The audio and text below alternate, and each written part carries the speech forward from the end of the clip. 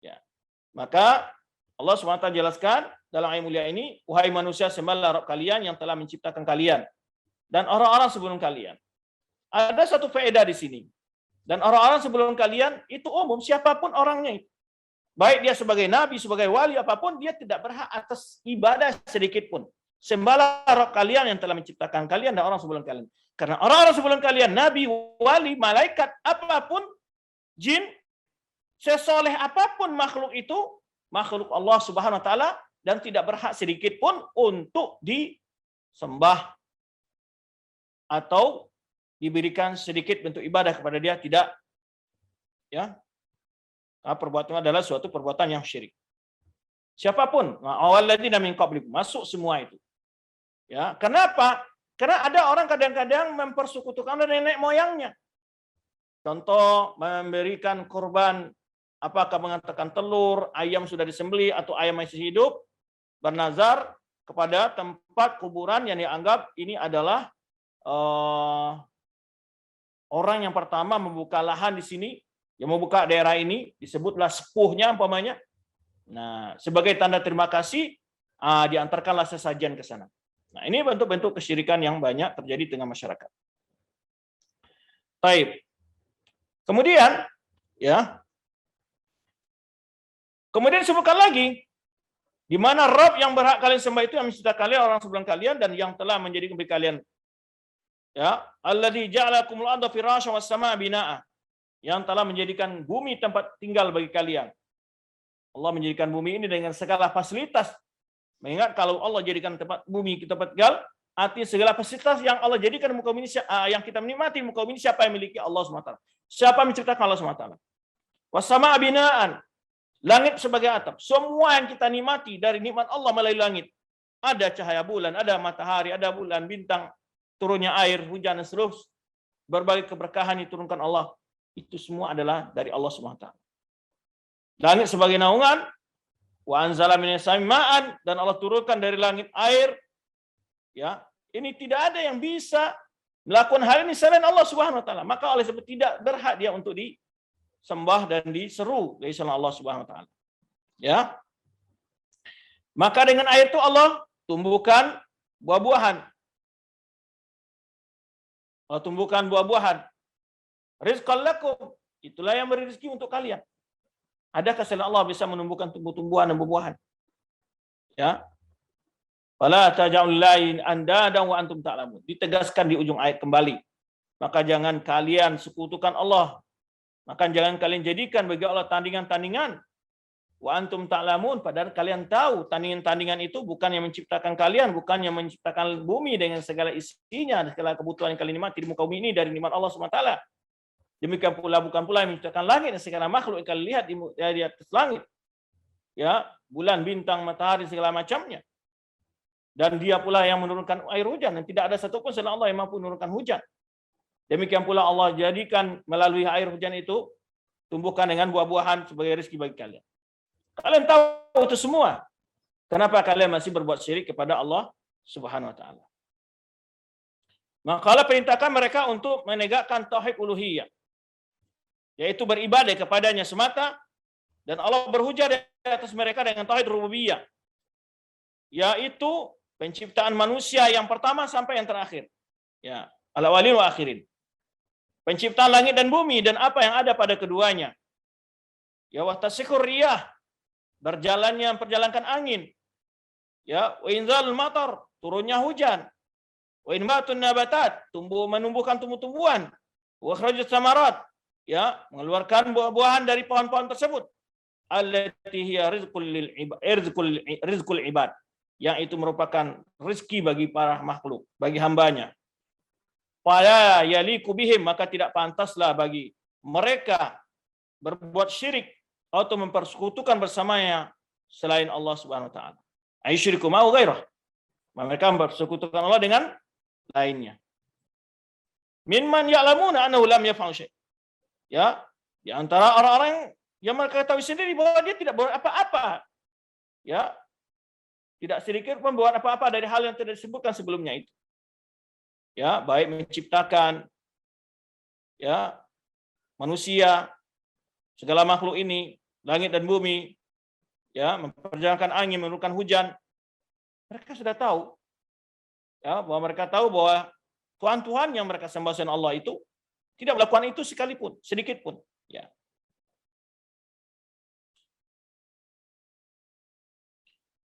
Wattariqul fitri, ya, jalan yang lurus, jalan yang sesuai dengan fitrah adalah menetapkan tauhid uluhiyah. Ya, secara fitrah, secara akal, bahwa yang menetapkan tauhid uluhiyah itu, ya, berhujjah di atas dengan tauhid rububiyah. Itu menjadikan tentang hak Allah saja yang berhak diibadati. Hujahnya adalah karena Allah saja yang menciptakan segala makhluk ini. Karena Allah saja yang mengatur seluruh urusan makhluk ini. Karena Allah saja yang menghidupkan mematikan mereka. Karena Allah saja yang memberi mereka rezeki. Nah, itu hujahnya. Hujah untuk tauhid wajibnya mengesahkan Allah dalam ibadah. Karena manusia pertama kali bergantung kepada sumber penciptaannya. Seharusnya siapa yang menciptakan saya? Tentu zat yang menciptakan itulah yang mampu memberikan segala kebutuhan hidupnya. Wa man sya'i naf'ihi wa dhurrihi, dan juga dia mengetahui, berusaha mencari, ya, sumber dari hal yang bermanfaat atau menimbulkan mudarat pada dirinya. Sumayan takil ba'da dzalik, kemudian setelah itu dia berpindah mencari jalan-jalan yang dapat meningkatkan kepada sumber penciptaannya.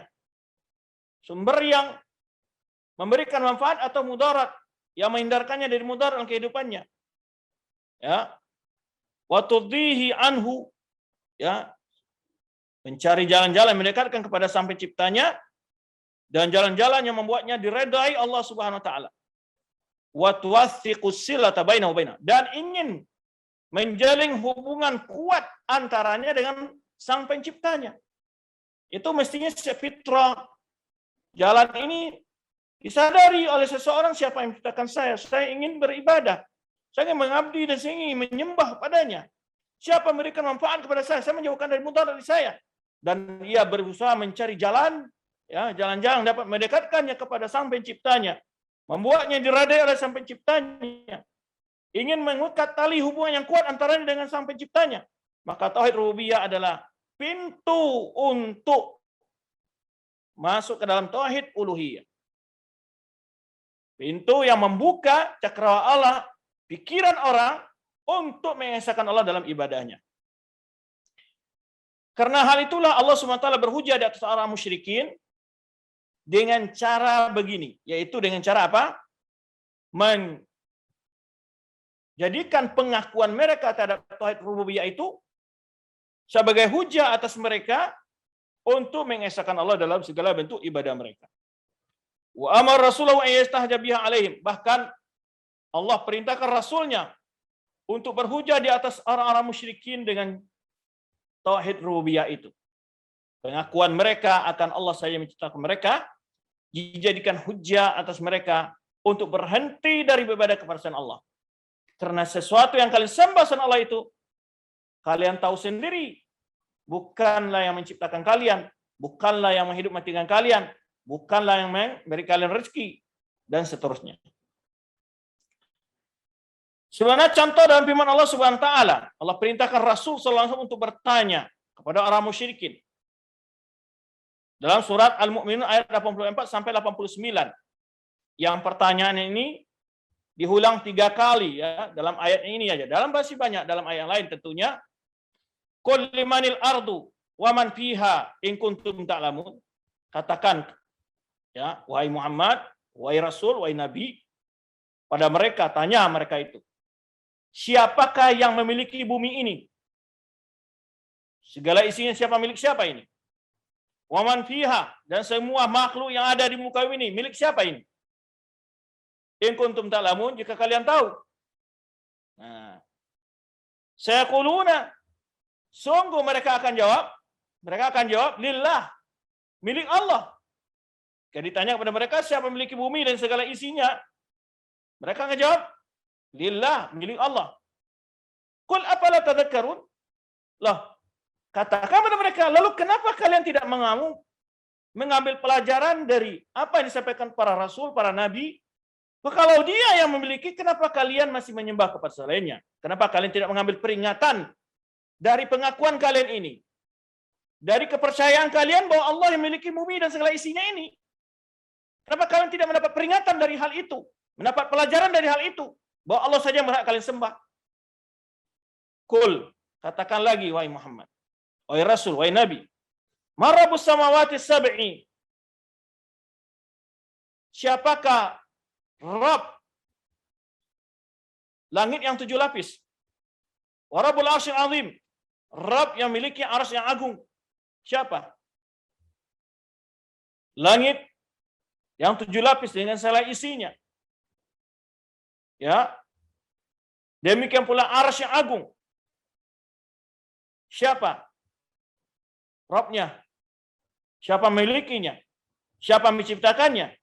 Siapa ngaturnya? Ya, saya quluna lillah, mereka kata itu milik Allah. Milik Allah semua. Ya. Kenapa arsy disebutkan di sini? Ini Allah setelah melihat ya bukan bumi, lalu berpindah ke langit, dan di arah tinggi lagi adalah makhluk yang besar dari semua makhluk ini adalah arsy, ya, yang agung. Maka siapa miliknya itu? Mereka akan jawab, saya quluna lillah. Mereka akan jawab, qul afala tattaqun? Kalau demikian, kalian tahu itu semua milik Allah SWT, kenapa kalian tidak mau takut dan bertakwa kepada Allah dengan mengesahkan ibadah kepadanya semata? Afala tattaqun? Kenapa kalian tidak mau bertakwa kepada Allah? Mengapa kalian tidak mau takut kepada Allah Subhanahu wa taala semata? Pertanyaan ketiga, qul man biyadihi malakutu kulli syai'. Katakan, man biyadihi, siapakah yang di tangannya segala ketentuan nasib makhluk segala sesuatu ini? Hidup matinya, makan minumnya, mengatur segala sakit sembuh, bahagia, susah, senang, semuanya. Siapa? Di tangan siapakah ketentuan segala sesuatu? Segala yang ada ini, maksudnya segala sesuatu, alam ini semua. Di tangan siapa ketentuannya dan nasibnya? Wa huwa yajir, dan dia yang melindungi makhluk-makhluk itu dari bahaya. Walau jaru alaihi, dan tidak ada yang dapat melindungi seseorang bila Allah ingin menimpakan azab kepadanya. Ada enggak? Enggak bisa. Ketika kaum Nabi Nuh timpakan azab kepada mereka, dapatkah mereka menolak? Ketika Nabi Lut ditimpakan azab kepada mereka, dapatkah menolak? Ketika Samud ditimpakan azab kepada mereka, dapatkah mereka menolak? Ketika Fir'aun ditimpakan azab kepada mereka, kaum Fir'aun, dapatkah mereka menolak? Dan dia melindungi Nabi Nuh dari penentangan orang-orang musyrikin. Dia melindungi para nabi, Nabi Musa, Nabi Isa, dan para nabi semuanya yang melindungi. Siapa yang mampu melakukan hal itu? Kemahakuasaan Allah. In kuntum ta'lamun, jika kalian tahu. Sayaquluna lillah, mereka semua sungguh akan nyatakan adalah milik Allah. Milik Allah. Qul fa anna tusharun? Kenapa kalian masih tertipu? Kenapa kalian masih tertipu? Katakan, kenapa kalian masih tertipu? Ya. Tidak mau beribadah semata kepada Allah Subhanahu wa taala. Dalam surah Al-An'am Allah tegaskan, surat Al-An'am ayat 102. Dzalikumullahu rabbukum. Itulah Allah yang sesembahan kalian, Rabb kalian. Allah itulah Rabb kalian. Ya. Allah itulah Rabb kalian, dzalikumullahu rabbukum. La ilaha illahu. Yang tiada berhak disembah kecuali Dia. Allah itulah Rabb kalian, tiada yang berhak kalian sembah kecuali Dia. Itu surah Al-An'am ayat 102. Nah, ini diulang-ulang. Ayat-ayat yang pendek-pendek itu dibaca, dihafal kalau bisa, sehingga kita dalam mengimani Allah SWT semakin kokoh keimanan kita. Tahu dalilnya kita. Dan itulah pentingnya ilmu. Dengan ilmu itu, kita akan kokoh pemahaman kita. Dzalikumullah, itulah Allah Rabb kalian. La ilaha illahu, yang tiada berhak disembah, yang tiada berhak diibadati kecuali Dia. Khaliqu kulli syai', yang menciptakan segala sesuatu. Apa saja di bumi. Dari hal yang sekecil-kecilnya, debu. Dari makhluk yang sekecil-kecilnya, virus. Apapun. Semuanya makhluk Allah Subhanahu wa taala. Tidak satu pun yang keluar dari ciptaan Allah Subhanahu wa taala. Fa'buduhu. Ditekankan lagi di ujung ayat. Maka sembahlah dia. Zalikumullahu rabbukum. Itulah Allah Rabb kalian. La ilaha illahu. Yang tidak berhak diibadati kecuali dia. Khaliqu kulli syai'. Yang menciptakan segala sesuatu. Fa'buduhu. Maka sembahlah dia. Jadi di sini kan disebutkan ya. Tauhid rububiyah. Kemudian ditegaskan dengan tauhid uluhiyahnya. Khaliqu kulli syai' fa'buduhu. Dialah menciptakan segala sesuatu. Maka sembahlah dia. Maka Allah SWT berhujah dengan kemahaesaannya di dalam terkait segala sifat-sifat rububiyahnya di atas haknya atas segala tentang haknya atas segala ibadah hambanya, yaitu tauhid uluhiyah. Ini adalah tujuan diciptakannya makhluk. Tauhid uluhiyah adalah tujuan diciptakan makhluk, tujuan diutusnya rasul, tujuan diciptakannya surga dan neraka, tujuan diturunnya kitab-kitab suci. Ya. Ini berkenaan dengan apa namanya? Manzilah wa ahamiyah. Kedudukan dan urgensi dari tauhid uluhiyah itu. Yang pertama, karena tujuan itulah makhluk diciptakan Allah. Karena tujuan itulah Allah menciptakan makhluk. Allah turunkan, Allah utus para rasul dan Allah turunkan kitab sucinya. Ya, Allah jadikan berbagai peristiwa di muka bumi ini untuk membuktikan kemahaesaannya dalam rububiyahnya agar makhluk ini mau mengesahkannya dalam tauhid uluhiyahnya. Wa ma khalaqtul jinna wal ins illa liya'budun. Ni ada di bawah nun itu harusnya di bawah. Membuktikan ada ya mutakallim ya yang dihadzaf di situ, maka sebagai dalil menunjukkan adanya yang dimahdzuf dikasihlah baris nun itu di bawah. Nah, kata Allah, aku tidak ciptakan jin dan manusia kecuali untuk hanya beribadah kepadaku. Ya, kecuali untuk beribadah kepadaku. Di sini terdapat dalil ya bahwa jin dan manusia diwajibkan Allah SWT beribadah semata kepadanya. Kalau begitu jin ada yang musyrik, iya. Dan ada jin yang juga mempengaruhi orang untuk berbuat syirik, iya. Ya, makanya wa kadzalika ja'alna likulli nabiyyin aduwan syayatinal insi wal jin yuhi ba'dhu ila ba'd zukhrufal qawli ghurura. Jin dari golongan setan dari golongan manusia dan golongan jin ini kadang-kadang bekerja sama untuk melancarkan aksinya mempengaruhi manusia untuk berbuat syirik kepada Allah Subhanahu wa taala. Demikian kami jadikan setiap nabi itu punya musuh, ya, setan dari golongan manusia, setan dari golongan jin. Yuhi ba'dhu ila ba'd zukhrufal qawli ghurura, yang masing-masing mereka saling bekerja sama, membisikkan ya makar-makar sebagai tipuan yang mereka lakukan. Baik. Wa mana ya'budun? Maksud dari ya'budun adalah bil ibadah, yaitu beribadah kepada Allah. Yufriduni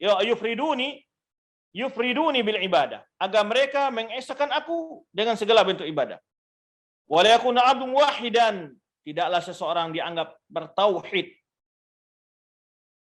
Ya. Kalau semata hanya beriman dengan tauhid rububiyah saja.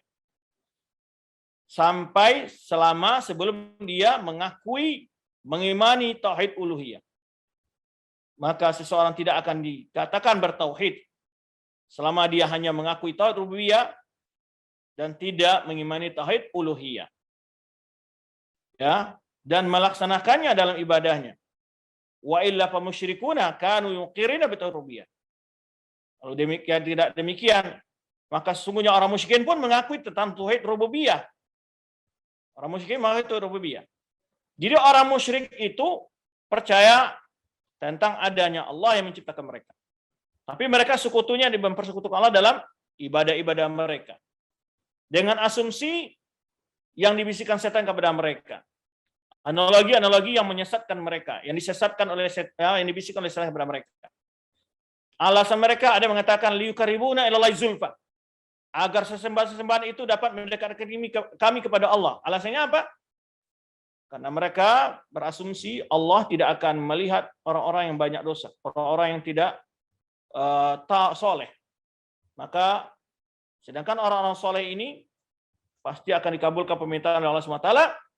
Lalu mereka beranalogi kalau permintaan orang soleh selalu dikabulkan Allah, maka lebih baik kita minta aja kepada orang soleh, biar orang soleh mintakan untuk kita kepada Allah. Ini yang disebut transfer ibadah. Ini yang syirik dilakukan orang musyrikin dahulu. Ya. Atau alasan syafaat. Haulai syafa'un 'inda Allah. Mereka katakan wa ya'buduna min dunillahi ma la yadurruhum wa la yanfa'uhum wa yaquluna haulai syafa'un 'inda Allah. Mereka menyembah sesuatu ya yang tidak mudarat. Sesuatu dari selain Allah yang tidak bisa memberikan mudarat, tidak bermanfaat untuk mereka. Lalu alasan mereka apa?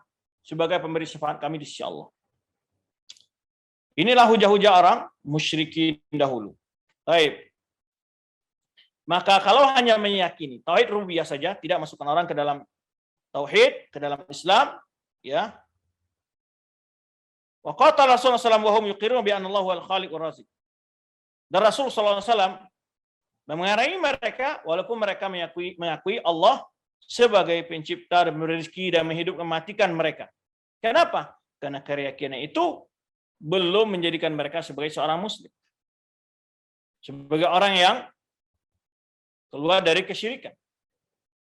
Kalau keyakinan semata meyakini Allah sebagai pencipta, pemelihara yang mengatur menghidupkan. Dan banyak orang meyakini sekarang hal seperti ini. Bagi mereka kalau sudah percaya Allah menciptakan mereka, lalu pergi ke dukun, ke kuburan, meminta-minta dan bermacam bentuk kesyirikan melakukan, mereka itu tidak masalah selama tetap yakin Allah menciptakan. Dia bilang begini, saya minta ke kuburan tapi yakin juga Allah yang beri. Begitu. Orang musyrikin dahulu begitu juga. Mereka justru Allah yang mengabulkan, tetapi mereka mengambil perantara dengan wali-wali dan nabi-nabi itu. Yang mereka persekutukan dengan Allah Subhanahu wa taala atau malaikat yang mereka jadikan sebagai perantara juga. Ya. Baik. Mana bukti bahwa orang-orang musyrikin itu mengakui Allah sebagai pencipta dan pemelihara mengatur alam semesta ini? Nah, ini dalil-dalil yang akan disebutkan di sini. Ya. Orang-orang kafir itu macam-macam. Ya, kalau orang musyrikin dahulu pada umumnya mereka meyakini Allah sebagai pencipta mereka. Tapi ada juga orang dahriyin yang tidak meyakini tentang adanya pencipta. Maka ini disebut dahriyin kaum mulhid, ateis atau seperti Syu'iyyin, ya, komunis. Baik.